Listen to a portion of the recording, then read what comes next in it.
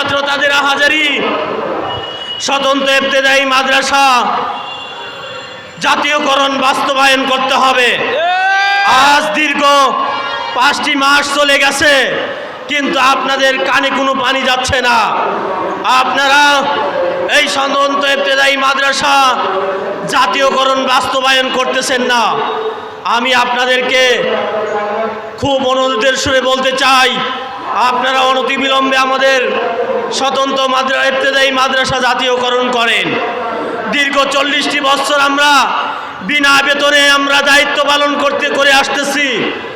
ছাত্রদেরকে বাংলা, অঙ্ক, ইংরেজি, আরবি সহ নৈতিক শিক্ষা দিয়ে আসতেছি, অথচ আমাদের কোনো বেতন ভাতা নাই। আমি আপনাদের কাছে বলতে চাই, সকল রেজিস্ট্রেশনকৃত ইবতেদায়ী মাদ্রাসা দ্রুত জাতীয়করণ বাস্তবায়ন করতে হবে, নতুবা আমাদের কর্মসূচি চলতে থাকবে। প্রিয় উপস্থিতি, প্রিয় সাংবাদিক ভাইরা, আপনাদের আমি আরও সহজভাবে বোঝাতে চাই। আমাদের গত 28শে জানুয়ারি শিক্ষা উপদেষ্টা নিজে এসে জাতীয়করণ ঘোষণা দিয়েছিল, কিন্তু জাতীয়করণ ঘোষণা দেওয়ার পরেও এই জাতীয়করণ কী কারণে বাস্তবায়ন হচ্ছে না আমরা জানতে চাই। আমাদের সরকারের কাছে উদাত্ত আহ্বান, আমাদের দফা 1 দাবি 1 জাতীয়করণ অনতিবিলম্বে বাস্তবায়ন করতে হবে।